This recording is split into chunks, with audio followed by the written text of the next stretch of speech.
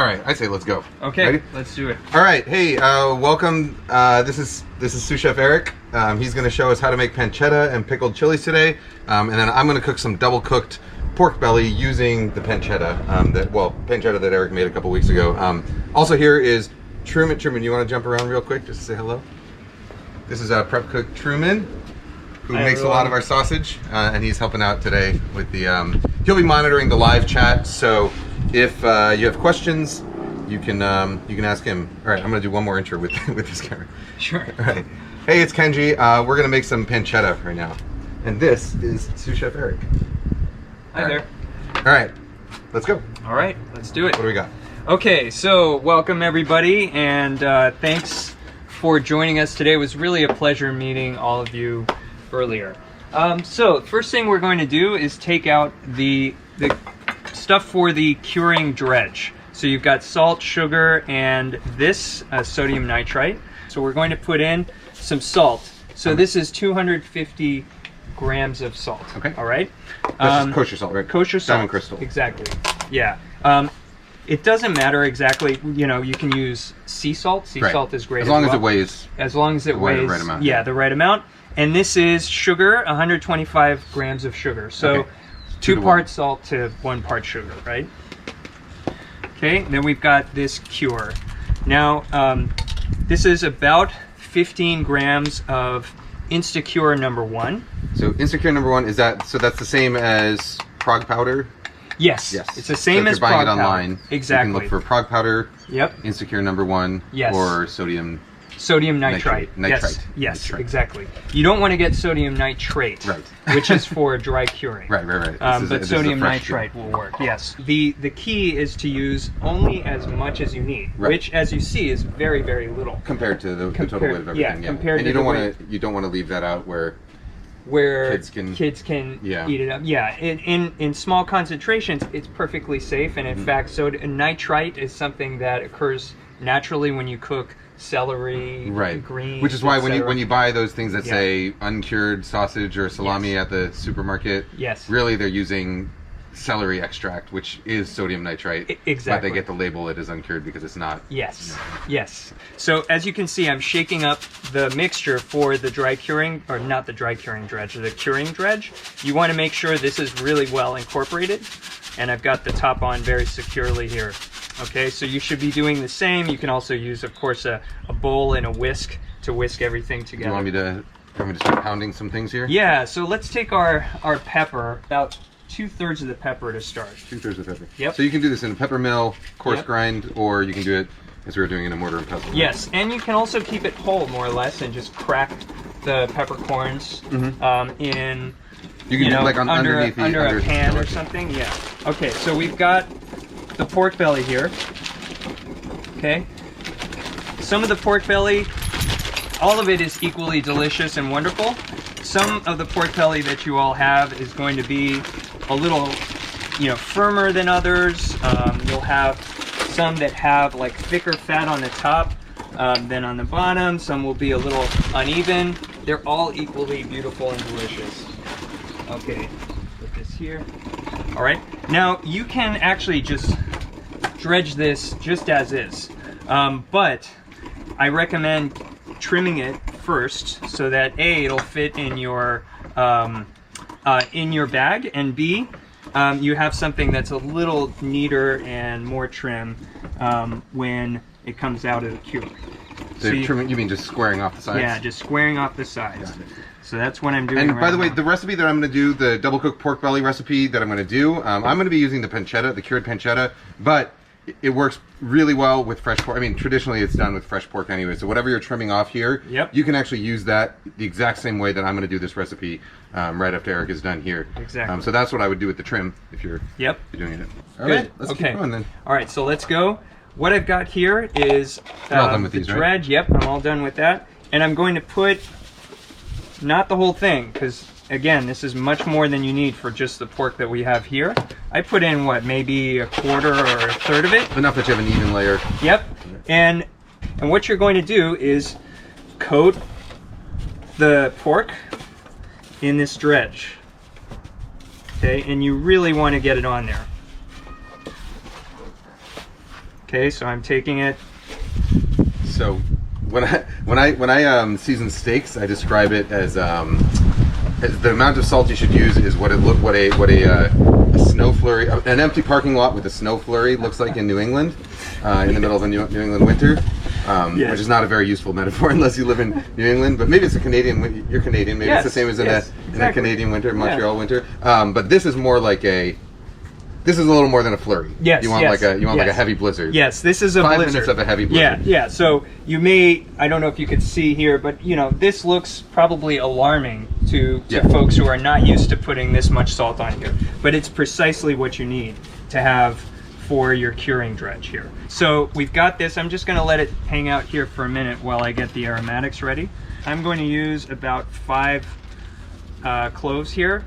Kenji, if you wouldn't mind taking the bay leaves and just crushing them by hand, or in a mortar and pestle, that would be fine. So these are Turkish bay. These are Turkish bay leaves. Dried Turkish bay. Yes.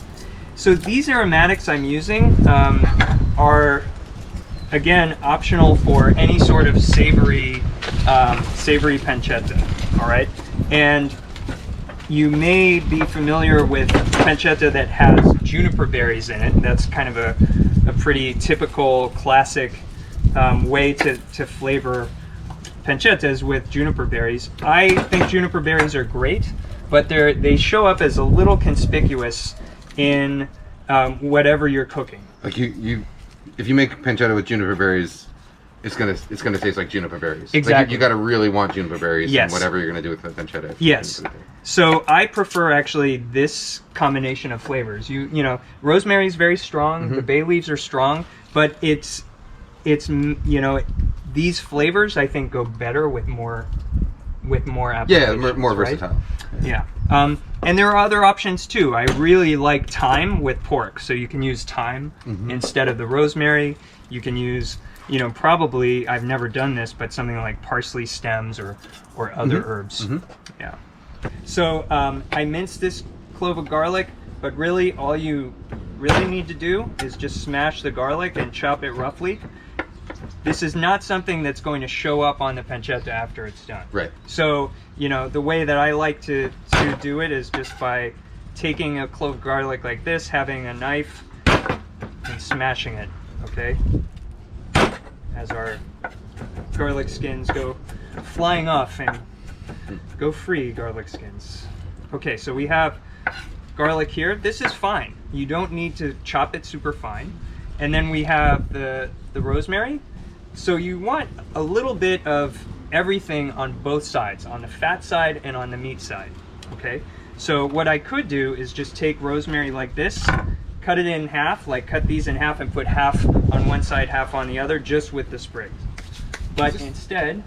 Oh, sorry. Yeah, go ahead. Is this that pancetta that you soaked? Yes. Okay. Yes. Sorry, I'm just going to get this pancetta going for the double cooked pork because I want it to be ready by the time we get there. This is pancetta that we've soaked overnight in water, or that Erik soaked overnight in water, and I'm just going to get it into this pot of boiling water over here. This is exactly what you do. So if you have fresh pork belly, you don't have to soak it overnight. The soak is just to get rid of the excess salt. So this pork belly, this pancetta, I am going to... Well, Yep. No problem. I'll use the dirty board. Yeah, actually, do you mind slicing? I'm trying to not get raw pork on my hands because I'm going to... Yep. Just this way? Just in half is fine. Okay. And then you can put, I think only one of those actually is just in the water? Yeah, straight into the water. So that's just going straight into simmering water. Yep. All right. Okay. All right. You keep going. I'll be right back. Okay. So we've got the pork belly here and the aromatics. You can put this on however you want, in whatever order you want. I prefer putting the garlic first, and as you can see, it does not have to be precise. Now, the reason I'm not worried about this is because as this cures, the cure is going to get all over the meat, okay? So with the rosemary, again, you could just lay the pieces of rosemary right on the bacon. What I'm going to do is I'm going to take the sprigs of rosemary and strip them. And as you can see here, the rosemary needles are going up this way. And the easiest way to strip them is to take your thumb and forefinger, squeeze a little bit, and pull the opposite direction. And then you've got rosemary that you can just add to the pork belly. So I've seasoned only one side of the pancetta here. And now what I'm gonna do is take the bag. If you have a sous vide bag and a sous vide machine, sorry, a vacuum sealer and a vacuum sealing machine, you can use this one of those bags instead of this. I rolled it so that we don't get any schmutz on the edge, like this. And I'm going to take the pork belly and just scooch it in here. And we've only seasoned one side so far, right? Okay, so I've scooched it in. Now what I'm gonna do is take the pork belly, all right? So the seasoning is up here. Take it, flip it over, then I can season the other side. Really easy. Take the rest of pepper. I wasn't lying when I said this is easy. Okay.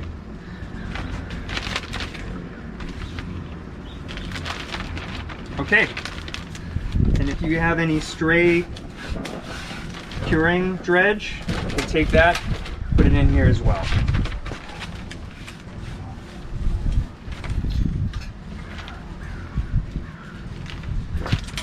Okay, now time to seal this. So this is where, Kenji, your displacement method of sealing bags comes Well, it's in. not my really method, but it's it's a method. It is a method. Yeah. So if you don't have a vacuum sealer, what you can do is you can take a big tub of water, and you basically seal up this bag until just about the last inch is open, and then you submerge it in the water, and then before the top edge of the bag goes under, you seal it off, and the water will push all the air out, so that you essentially get like a, I mean, not as good as a vacuum sealer, but you get like a mostly air-free seal, which is what you want for this. Yep. Okay, so you've got everything in the bag here. Okay, I've sealed it, and now all you have to do is let it hang out. And I'm just looking for a pan here. Okay, so if you have a quarter sheet pan like this, just put the pork belly in here. Ideally, you would take another pan and put that on top, just to weigh it down a little bit. At the restaurant, you use full sheet pans with blocks of Munster cheese on them. Yes, yeah. And so let this hang out in your refrigerator for about a week, and that's essentially it. What you want to do, though, every other day or so, is take the pork out, okay, and then flip it over. All right, flip it over, kind of massage it a little bit. What that does is it will get the cure, which liquefies within a few hours. And just redistributes it. It's called overhauling, right? So every other day you want to do that, flip it, massage it a little bit, and then put it back in your refrigerator for about a week. Now, when you put the pancetta in your bag the first time, give it a feel. Like, take it and squeeze it. This is pretty soft pork belly. So when it's cured, it should feel firmer than it does now. All right, so you want to get familiar with how the pork feels now versus how it's going to feel when it's cured. All right, and notice that I have the zipper side on top, just in case there's a leak in the bag. It won't leak all over your refrigerator. And then something rimmed in which this fits is also good, just in case the cure kind of comes out of the bag. All right. So now that we have that pancetta that you all made, you can also, of course, do this with plain pork belly. What we're going to do is we're going to make a classic Sichuan dish. So this is double cooked pork belly. In this case, we're going to do it with pancetta. All right. So I don't know how good my coals are going to be right now for this wok setup, but because they've been burning for a while.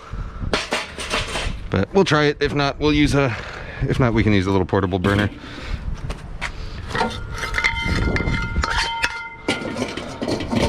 I think that'll work. Okay, so for this double cooked pork belly, so I got my the pancetta that's already been, so it's been simmering for about 15 minutes. This is the double cooked part of the double cooked pork belly, is that it cooks once in the simmering water, and then we're going to stir fry it after that. Meanwhile, I'll get my other ingredients. So I got a leek here that my wife got from the farmer's market this morning. So I basically just split it in half and then washed it underwater to get the sand out of the inside, because these bits can get sandy. I'm going to trim off the bottoms.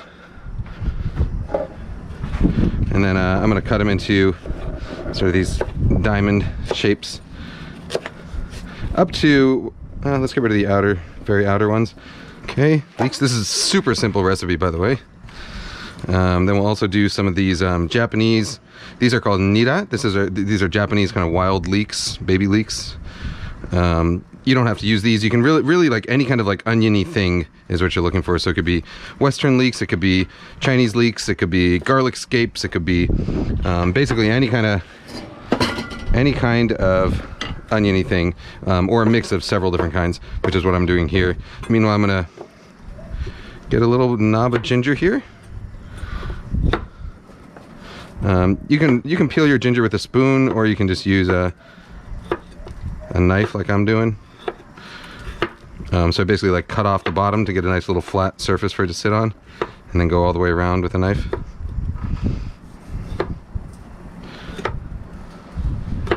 Okay. So now I'm going to cut into little discs across the grain, against the grain. Put them into my mortar and pestle. Trim off the bottom of these garlic cloves. Also drop them in the mortar and pestle. I put them straight in with the skins, and then I give them like a little pound, and skins come right off.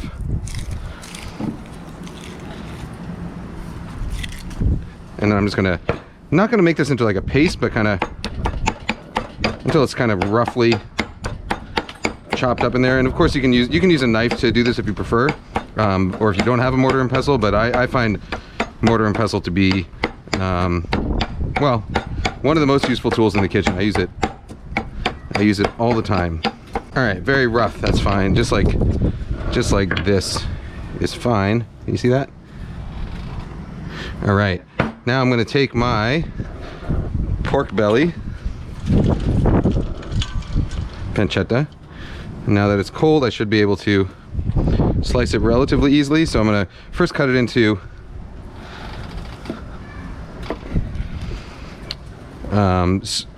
what you want is so that when you're cutting it across the grain like this, it's going to end up in sections that are about like 1.5 inches by 2 inches, or an inch to 1.5 inches by 2 inches.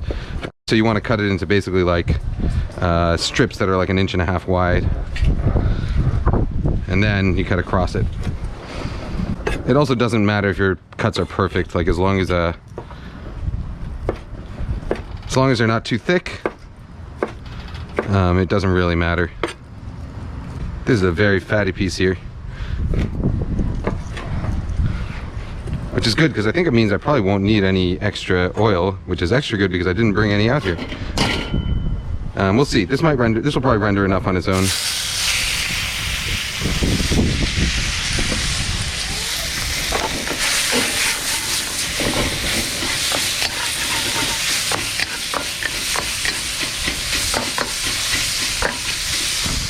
Let's get this camera pointed in so we can see what's going on in there.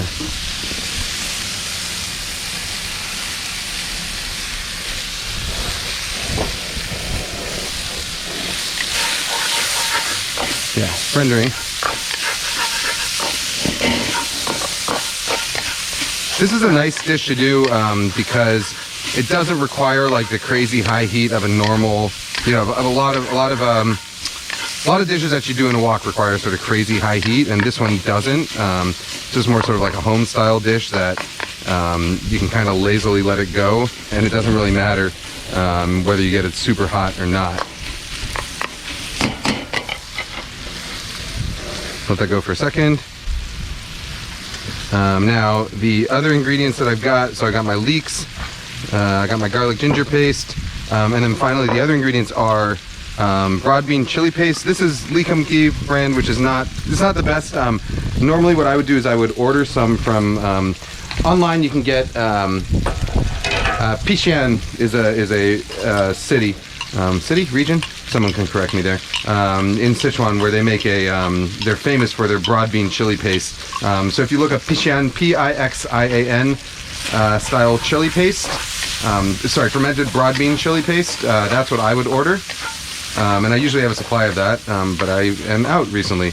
And then you want either whole fermented black beans or or this, which is like sort of black bean, chunky black bean sauce. The beans have already been sort of chopped up and cooked with a little bit of oil. Either one will work for this. And then you also want light soy sauce, or light soy sauce or Japanese shoyu will work. What I would do is, so Chinese style light soy sauce is more similar to Japanese style dark soy sauce, which is your sort of like standard kikkoman, yamasa, the stuff you would dip your sushi into at a sushi restaurant. That's similar to what light soy sauce is. There's a little too much fat in here, so I'm gonna just dump a little off into my ice bath. You can save that fat, of course. I'm just not going to today.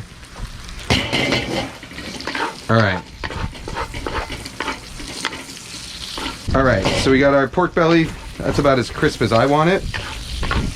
I'm gonna push it just to the side a little bit. You could, if you're doing this over a very weak burner, what you could do is you can actually take that completely out, let the wok preheat again, and then add the rest of your ingredients. But this should actually work reasonably well here. So those are the leeks I'm tossing in. I'm also going to add some of the garlic and ginger.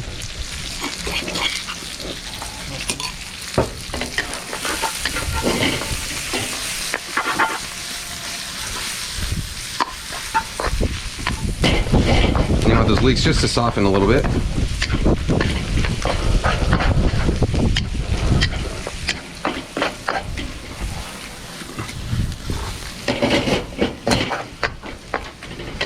Now I'm going to add some of the chili paste. This is about a tablespoon or so of the broad bean chili paste.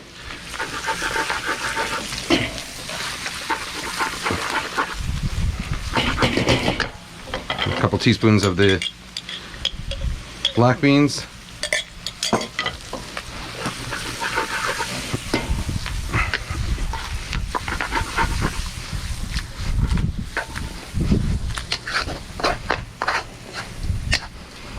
Oh, I didn't bring a plate to serve this on. We'll eat it from a tray. And then finally, a little splash of soy sauce.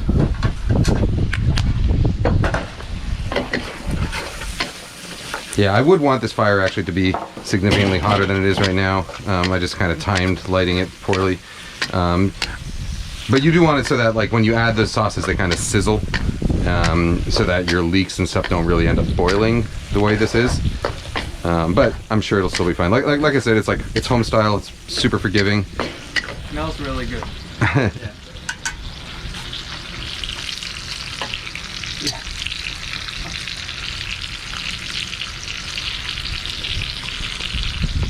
No, tastes good.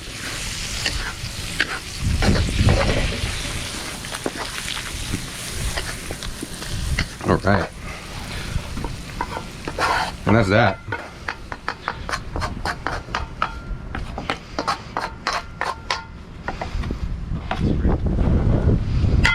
So it is an oily dish. You know, that's like a lot of Sichuan dishes. It is oily.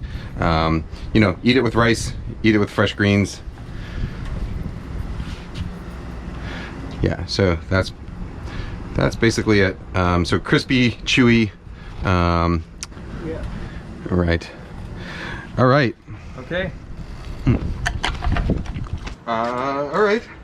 Well, I think that's that. Thank you for joining us for this. This is the first time we've done something like this, but if you enjoyed it, I think we'll probably do some more. And if you have feedback about how we could improve future classes, or even just if you enjoyed this one, any kind of positive or negative feedback or constructive criticism is all welcome. So thank you very much, and we hope to see you back at Worst Hall when we're open again, which is, I don't know, TBD. We're having a meeting this week about how we're going to safely open. Yep. And when that's going to happen, but it'll happen sometime. Yep. Oh, and when we do open, we are going to have, at some point down the line, a new surprise in our basement. So, yes, this is true. Yeah. Yeah, we're excited about that. And some new menus, some new menu items too. It'll be all kinds of exciting new stuff coming. Of stuff. Yeah. Couple of things I owe you just to recap. So I owe you the recipes that we referenced today.